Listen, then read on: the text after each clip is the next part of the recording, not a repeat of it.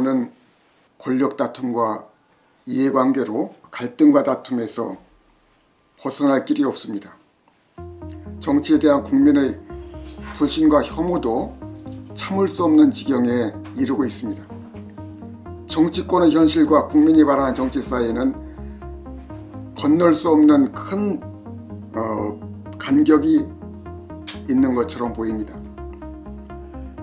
국민이 바라는 정치는 헌법에 나타나 있고 촛불혁명을 통해 드러났습니다. 그것은 국민주권과 나라와 민족의 통일과 국민의 존엄과 행복을 실현하는 일입니다. 이런 정치는 한국 사회의 삶과 정신을 새롭게 하고 품위 있게 하는 문화정치가 되어야 합니다. 촛불혁명과 문화정치는 오늘의 정치 현실과는 정치관과 정치이해가 근본적으로 다른 것 같습니다. 국민주권, 나라의 통일, 국민의 존엄과 행복을 실현하는 이러한 문화정치는 오늘날 정치권을 지배하고 있는 낡은 정치와는 근본적으로 다른 거라고 생각을 합니다. 그래서 우리가 촛불혁명을 그 뜻을 실현하는 문화정치를 하려면은 먼저 새로운 정치관을 가져야 된다고 봅니다. 새로운 민주정치를 실현하는 문화정치, 이런 정치는 21세기의 정치라고 생각하는데 이런 정치와 이전의 정치를 한번 우리가 비교해 볼 필요가 있을 것 같습니다. 중국을 비롯해서 동양에서는 주로 정치를 정사정이라고 하는 정이라는 말로 표현을 했는데, 정치라는 말은 19세기 후반에 일본 사람이 정이라는 말과 치라는 말을 한데 묶어서 정치라는 말을 쓰게 됐지, 그 이전에는 정과 치는 따로 쓰이는 말이었습니다.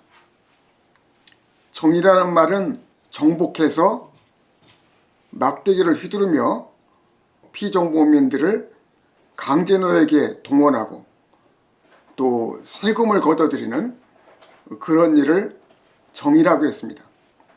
치라는 말은 강물을 잘 다스려서 농사를 잘 짓게 해서 먹고 살게 한다는 그런 의미가 있습니다. 주로 중국과 동아시아에서 정치라고 하면 정인데, 정은 정복해서 막대기를 휘두르며 백성들에게서 세금을 걷어들이고 백성들을 강제노역에 동원한다. 이런 개념을 정이라는 말에 담고 있으니까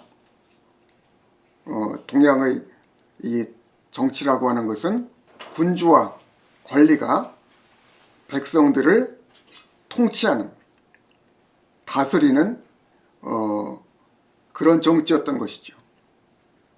백성, 국민은, 민중은 다스림을 받는 자였고 군왕과 관리는 다스리는 자였죠. 민본, 민생이라는 말을 공자나 맹자도 했지만은 이 과거 왕조 시대에는 민주의 개념에 이르지는 못했어요. 민을 주체로 보지는 못했다는 거죠. 정치 대상에 머물렀던 거죠. 언제나 백성은 다스림을 받는 자, 군왕과 관리는 다스리는 자.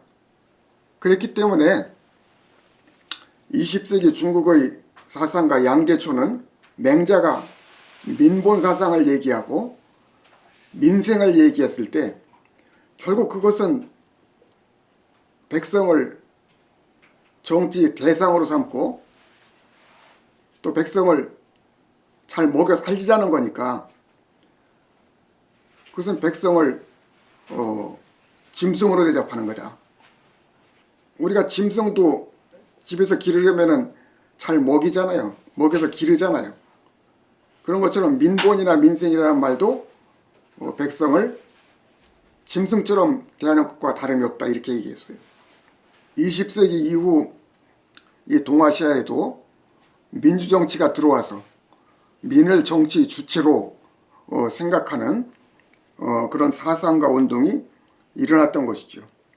오늘날 한국의 그 정치학자들이나 정치인들이 생각하는 정치는 물론 이런 동양의 통치적 정치, 그래서 국민을 대대주로 생각하는, 정말 국민을 통치의 대상으로만 생각하는 이런 정치관도 있겠지만은, 대체로 정치학자들이나 정치인들이 생각하는 정치는 권력 쟁취와 이해관계를 조정하는 걸로 정치를 이해한다고 생각을 합니다.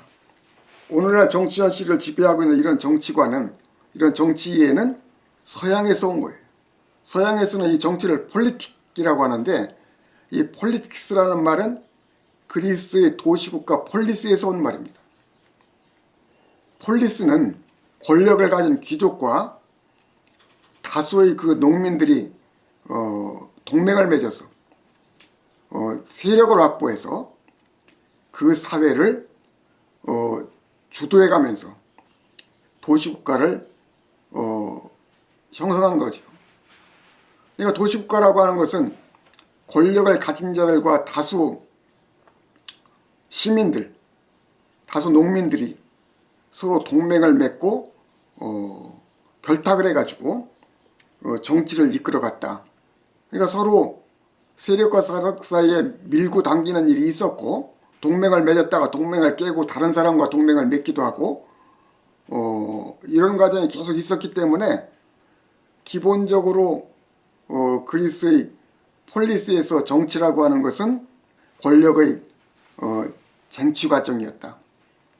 어떻게 서로 연대하고 협력해서 세력을 확보해서 그 도시 폴리스의 주도권을 누가 가져가느냐, 이 문제 가지고 계속 씨름하였던 거죠.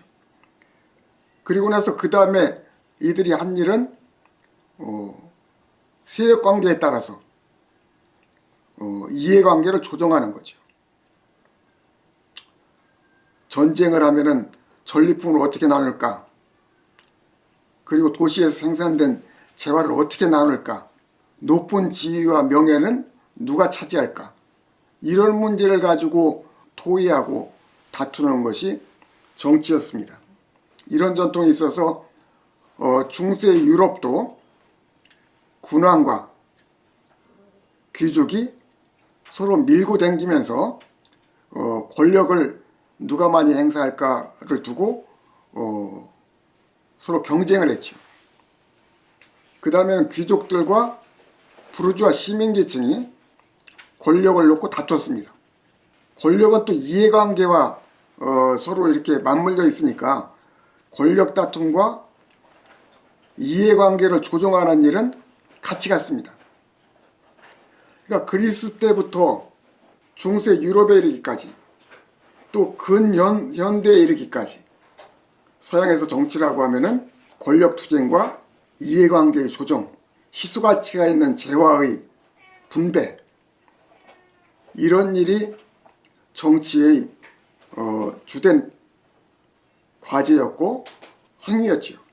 지금 텔레비전에서 나와서 정치 평론을 하고 정치적인 대화를 나누고 있는 많은 정치학자들한테 한번 물어보세요. 정치를 뭐라고 하나? 아마 대체로 권력 쟁취의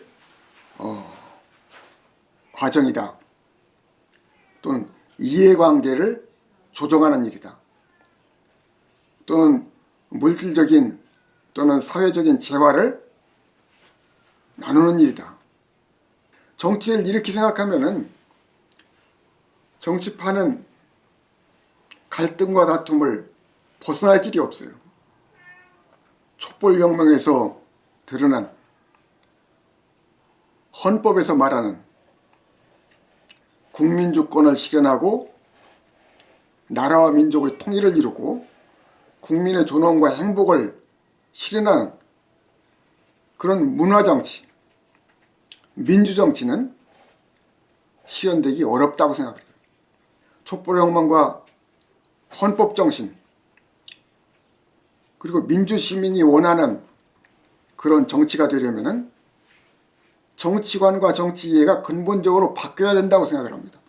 물론 권력쟁취 과정, 이해관계의 조정, 희소가치가 있는 사회적, 경제적 재화의 분배, 이런 일이 정치에서 중요한 내용이 돼야 되겠지요.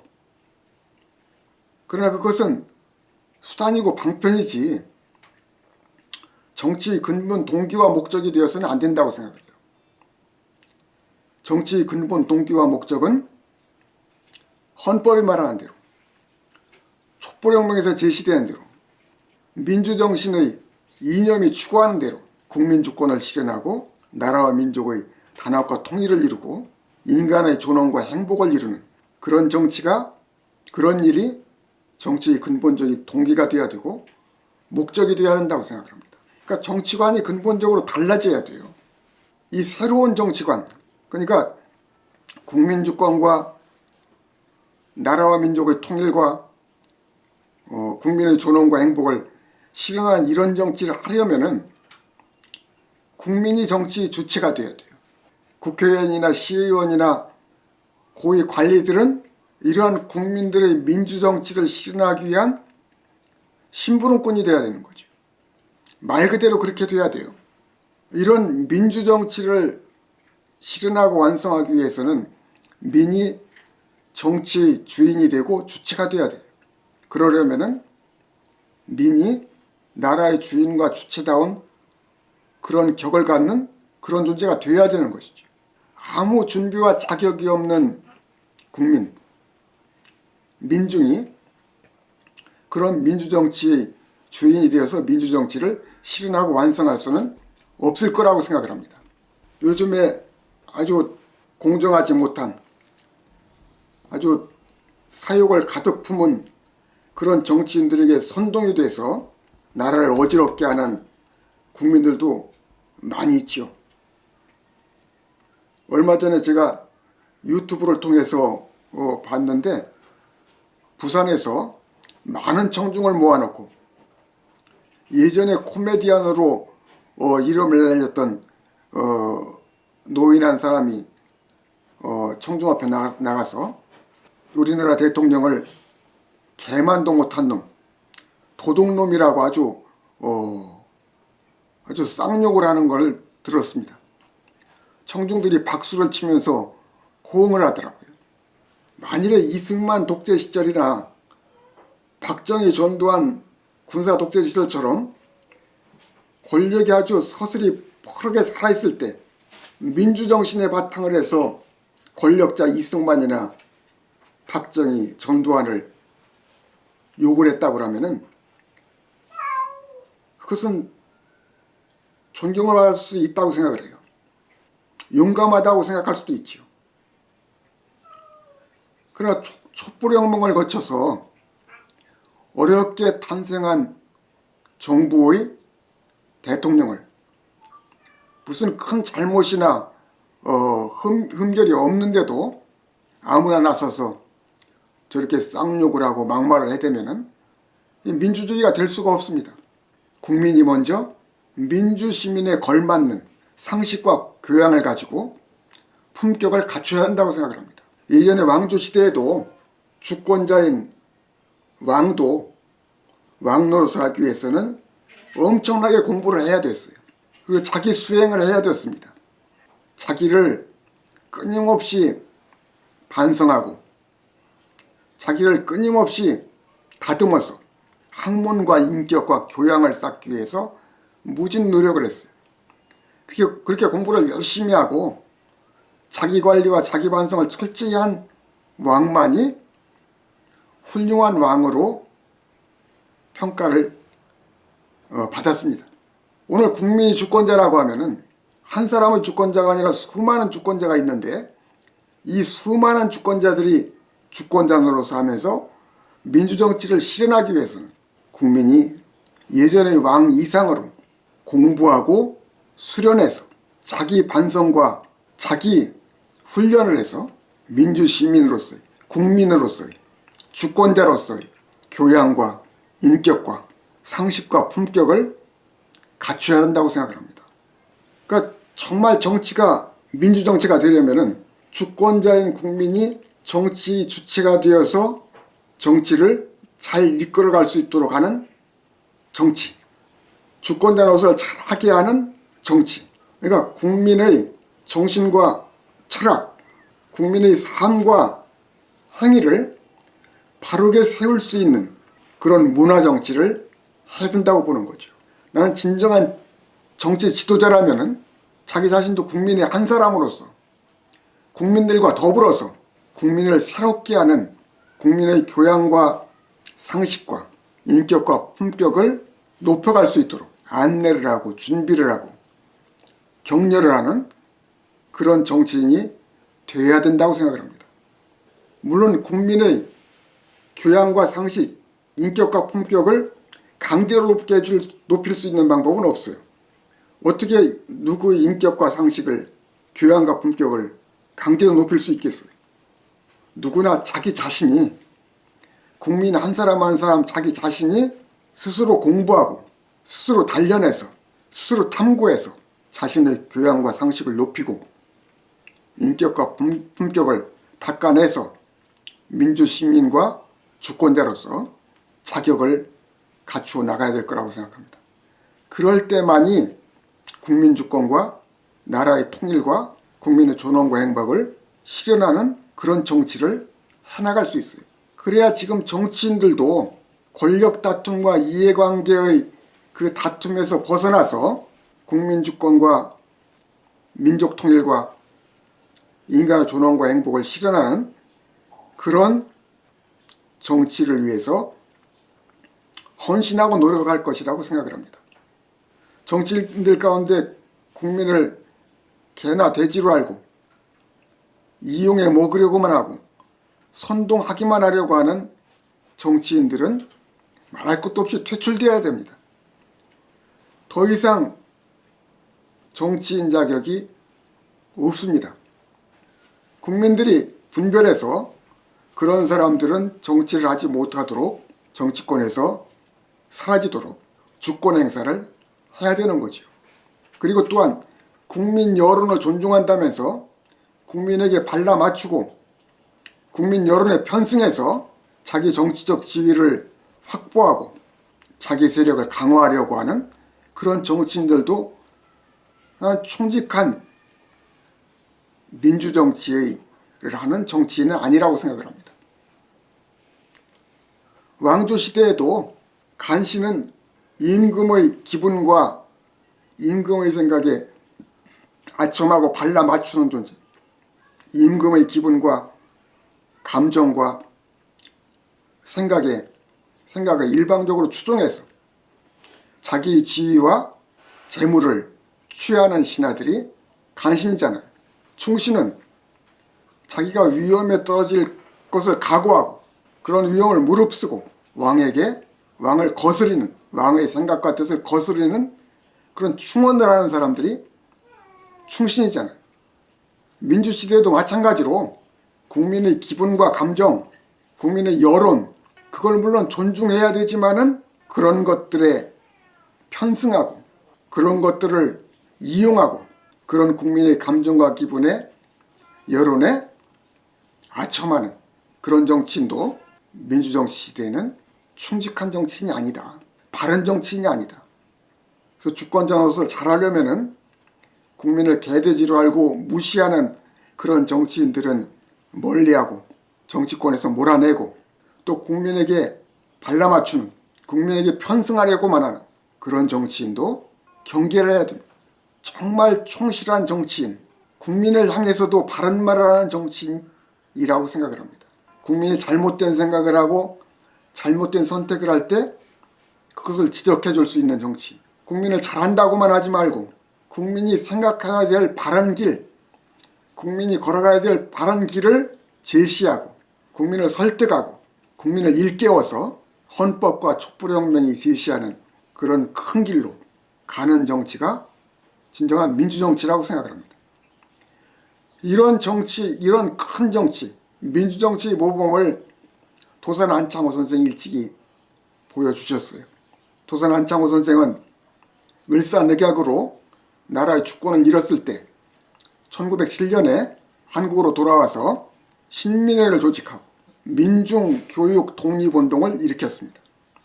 신민회라는 말 그 자체에 민을 새롭게 한다고 하는 깊은 뜻이 담겨 있어요.